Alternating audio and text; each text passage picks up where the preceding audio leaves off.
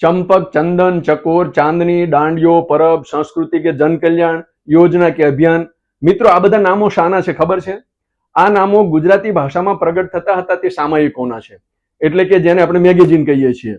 મિત્રો તો આજે મારે આવા જે ગુજરાતી ભાષામાં પ્રગટ થતા હતા એટલે કે પ્રકાશિત થતા હતા એવા સામયિકોનું એટલે કે અંગ્રેજીમાં જેને આપણે મેગેઝિન કહીએ છીએ એવા મેગેઝિનોની વાત કરવી છે। વિડિયો છેલ્લે સુધી જોજો અને સાંભળજો જેથી આપને ખ્યાલ આવે કે ગુજરાતી ભાષામાં કેવા કેટલા પ્રકારના સામયિકો પ્રકાશિત થતા હતા। તો હવે આપણે આવીએ सीधा ज એ સામયિકોની વાત પર। ગુજરાતી ભાષામાં પ્રકાશિત થતા સામયિકો વિશે ગુજરાતી ભાષામાં 5 એક પ્રકારના વિષય વસ્તુને ધ્યાનમાં રાખીને સામયિકો પ્રકાશિત થતા હતા। આ 5 એક પ્રકારો આ પ્રકારે છે। પહેલો છે એ સાહિત્યિક સામયિકો, બીજો છે એ સમાજ, રાજકારણ, ધર્મ, શિક્ષણ વગેરેના સામયિકો, ત્રીજો છે એ બાલ સામયિકો, ચોથો પ્રકાર છે એ સ્ત્રી સામયિકો, પાંચમો દલિત સામયિકો, છઠ્ઠો પરદેશમાંથી પ્રગટ થતા સામયિકો। હવે આપણે આ બધા સામયિકો છે એના વિશે વિગતે થોડી વાત કરીએ। ગુજરાતી સાહિત્યકોશ ખંડ 3 માં જણાવ્યા મુજબ શરૂઆતથી અત્યાર સુધી આપણે જોઈએ તો ગુજરાતી ભાષામાં પ્રગટ થતા સામયિકો એની સંખ્યા લગભગ 300 ની આસપાસ છે અને એના જે સંપાદકો છે એના તો હજારેક અથવા ઉપર નામો આપણને મળી રહ્યા છે એવું એમાં જણાવ્યું છે। હવે સાહિત્યિક સામયિકો છે એમાં સાહિત્યના વિષયો જેવા કે કવિતા, વાર્તા, નવલકથા, નિબંધ, વિવેચનના લેખો વગેરે પ્રગટ થતા આપણને જોવા મળે છે। સાહિત્યિક સામયિકોમાં સ્વરૂપોના ઘડતરમાં, વિવેચનમાં અને સંશોધનના ક્ષેત્રમાં તેમજ સર્જકોને જે કંઈ આપવામાં આવે છે એવું બહુમૂલ્ય પ્રદાન એ આવા સાહિત્યિક સામયિકોમાં આપણને સ્પષ્ટ રીતે જોવા મળે છે। કોઈક ને કોઈક પ્રયોજનથી આ સામયિકો છે એ પ્રગટ થતા હતા। એની નીતિ પણ સ્પષ્ટ હતી। દરેક સામયિકમાં એના સહેતુક ઢંઢેરાઓ પણ પ્રકાશિત થતા હતા। સામયિક પ્રકાશિત કરવાનો કોઈક ને કોઈક હેતુ એ નિશ્ચિત હતો અને એ સંપાદકીય નોંધમાં પણ આપણને જોવા મળતો હતો। સાહિત્યિક સામયિકોમાં સર્જન, આસ્વાદ અને વિવેચનના વિવિધ વિષયો પ્રગટ થતા હતા। એ સમયે રાજકીય સ્વાતંત્ર્ય લડતના સમાચારો, સમાજ અને રાજકારણ, જીવન અને સમાજની નવરચના તેમજ સાહિત્ય અને મૂલ્યનિષ્ઠા એમ વ્યાપક વિષયો છે એ આલેખન થતા હતા। ઘણા સામયિકો પ્રકાશનની દ્રષ્ટિએ જોઈએ તો સાપ્તાહિક, પ્રાક્ષિક, માસિક, ત્રૈમાસિક, ચાતુર્માસિક, અર્ધવાર્ષિક અને વાર્ષિક આવા અનેક પ્રકારના સામયિકો એ પ્રગટ થતા આપણને જોવા મળે છે। સાહિત્યિક સામયિકોમાં જોઈએ ને તો કેટલા બધા છે।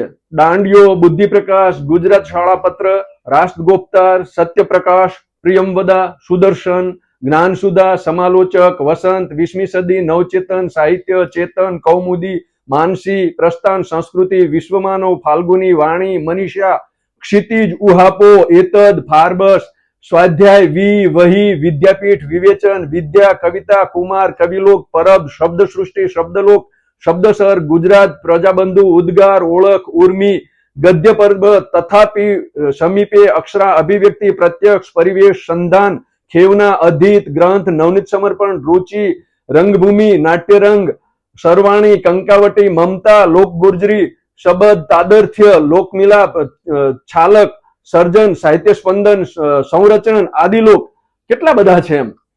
વિષય વૈવિધ્યની દ્રષ્ટિએ જોઈએ તો સાહિત્ય, ધર્મ, સમાજ, તત્વજ્ઞાન, શિક્ષણ, અર્થશાસ્ત્ર, ગ્રામોદ્ધાર, વિજ્ઞાન, નાટક, સંગીત, ફોટોગ્રાફી, મુદ્રણકલા જેવા અનેક વિષયો એ આપનારા મહત્વના સામયિકો જે તે સમયે પ્રગટ થયા છે।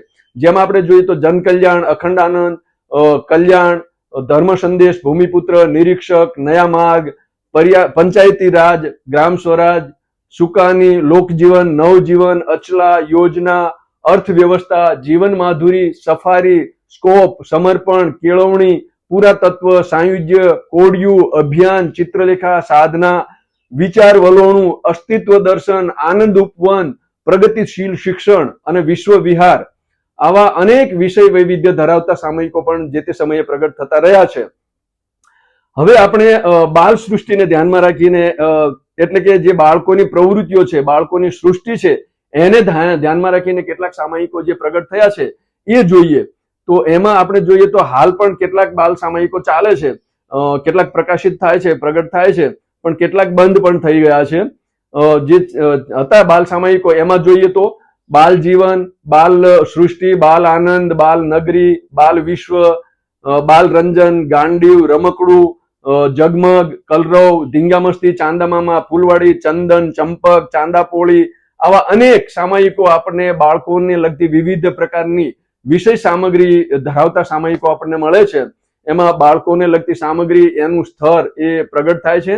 આમાં રમકડું સામાયિક હતું ને, એમાં છેલ અને છબ્બો, શેરખાન અને હાથીઓના સહવાસમાં જે કિશોરોની બાલકથાઓ આવતી હતી એ ખૂબ સરસ હતી. એમ સોનું, ભગુ અને લખુડીના જે પરાક્રમી પાત્રો આવતા હતા એ બાળકો માટે ખૂબ જ રસપૂર્વકના હતા. ગાંડીવ સામાયિકમાં પણ બકોર પટેલની વાર્તા શ્રેણી બહુ આકર્ષણ જમાવ્યું હતું. જીવરાજ જોશી સંપાદિત જગમગ પણ એવું જ આકર્ષણ ધરાવતું સામાયિક હતું. એમાંની વિજ્ઞાન કથાઓ જ નહીં પણ જીવનલક્ષી સામાન્ય જ્ઞાન આપતી એ ચિત્ર વાર્તાઓ પણ ત્યાં આગળ ખૂબ પ્રગટ થતી હતી અને એ સરસ એવું મનોરંજન આપતી હતી બાળકોને. તો આ પ્રકારના બાળકોની સૃષ્ટિને પ્રગટ કરતા, બાળ સામગ્રીને પ્રગટ કરતા બાળ સામાયિકો પ્રગટ થતા હતા. એ જે તે સમયે બાળકોને ખૂબ મનોરંજન આપતા હતા. આ ઉપરાંત સ્ત્રીઓને ધ્યાનમાં રાખીને, એટલે કે નારીઓને કેન્દ્રમાં રાખીને પણ અનેક પ્રકારના સામાયિકો જે તે સમયે પ્રગટ થયા છે. સામાયિકોમાં ખાસ કરીને માતૃત્વ, બાળ ઉછેર, જાતિ જીવન, શૃંગાર કળા, રસોઈ કળા, ગૃહસ્થ જીવન, આહાર વિહાર, નારી સ્વાતંત્ર્ય, ગૃહ સજાવટ, ભરતકામ, સીવણકામ, આવા અનેક પ્રકારના વિષયો એની રોચક સામગ્રી આ સ્ત્રી સામાયિકોમાં પ્રગટ થતી હતી. આ સ્ત્રી સામાયિકોમાં જોઈએ તો આપણને સ્ત્રી જીવન, સ્ત્રી હિતોપદેશ, સુધા, ફેમિના, ગૃહ શોભા, અનસુયા વગેરે ગણાવી શકાય. તો આવા ઘણા સ્ત્રી સામાયિકો પણ પ્રગટ થતા હતા. 7મા 8મા દાયકામાં દલિત સામાયિકોનો એક પ્રવાહ જોવા મળ્યો, જેમાં માત્ર દલિત સાહિત્યની વિચારસરણી અને દલિત સર્જનને જ પ્રગટ કરનારા સ્વતંત્ર દલિત સામાયિકો એ આપણને પ્રગટ થતા જોવા મળ્યા છે.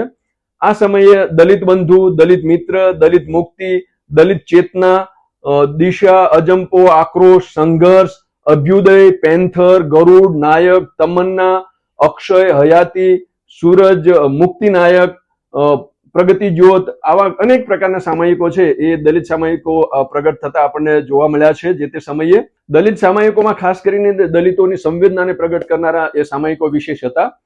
આ ઉપરાંત પરદેશમાંથી, એટલે કે વિદેશની ધરતી પરથી પણ ઘણા બધા સામાયિકો, ગુજરાતી ભાષામાં પ્રગટ થયેલા સામાયિકો જોવા મળે છે. આ સામાયિકોની સંખ્યા પણ ઘણી માતબર છે. આ સામાયિકોમાં જોઈએ તો મધપુડો, શોભા, દંપતિ, જાગૃતિ, સૈનિક, જનતા જેવા જૂના સમયના સામાયિકો આપણને જોવા મળે છે. આ ઉપરાંત પાકિસ્તાનથી પ્રગટ થતા પણ ગુજરાતી ભાષાના સામાયિકો કેટલાક મળ્યા છે, જેમાં મિજાન, મહેરાબ, શાહીન, ચિરાગ આવા સામાયિકો પાકિસ્તાનની ધરતી પરથી ગુજરાતી ભાષામાં પ્રગટ થયેલા આપણને જે તે સમયે જોવા મળે છે. બ્રિટનમાંથી પ્રકાશિત થતા અસ્મિતા અને ઓપિનિયન એ પણ આપણને જોવા મળે છે. અમેરિકાથી પ્રગટ થતું ગુર્જરી ડાયજેસ્ટ એ પણ ગુજરાતીમાં પ્રગટ થાય છે.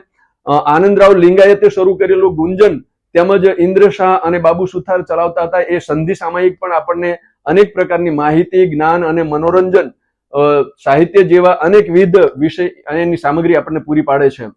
આમ ગુજરાતી ભાષામાં અનેક પ્રકારની વૈવિધ્યસભર માહિતી ધરાવતા અનેક સામાયિકો એટલે કે મેગેઝિન એ પ્રકાશિત થતા હતા.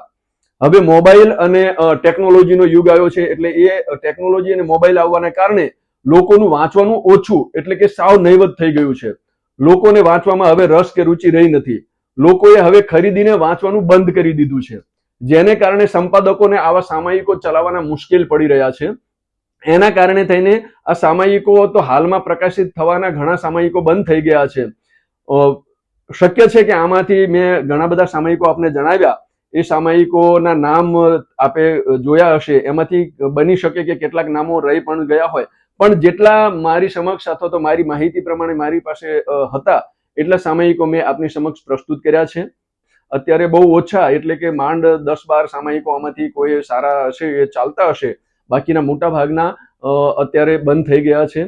પણ એક જમાનો હતો કે એ સમયે આ સામાયિકો છે એ ઘણી બધી સામગ્રી, વિષય વસ્તુ અને માહિતી પૂરી પાડતા હતા, જે આપણને અત્યારે આ વિજ્ઞાન અને ટેકનોલોજીના યુગમાં, આ મોબાઈલના યુગમાં આપણને મોબાઈલ દ્વારા હાથવગી થઈ રહી છે, ત્યારે આ સામાયિકો છે પ્રગટ થવાના બંધ થઈ ગયા છે, પ્રકાશિત થવાના બંધ થઈ ગયા છે. હાલ અત્યારે જો કોઈ સારા સામાયિકો પ્રકાશિત થતા હોય અથવા તો ઘણા સામાયિકો, બહુ જૂજ સામાયિકો પ્રકાશિત થાય છે, તો એવા સામાયિકોના નામ લેવાના રહી ગયા હોય તો આપ મને ચોક્કસ જણાવી શકો છો. આપનો ખૂબ ખૂબ આભાર. Thank you.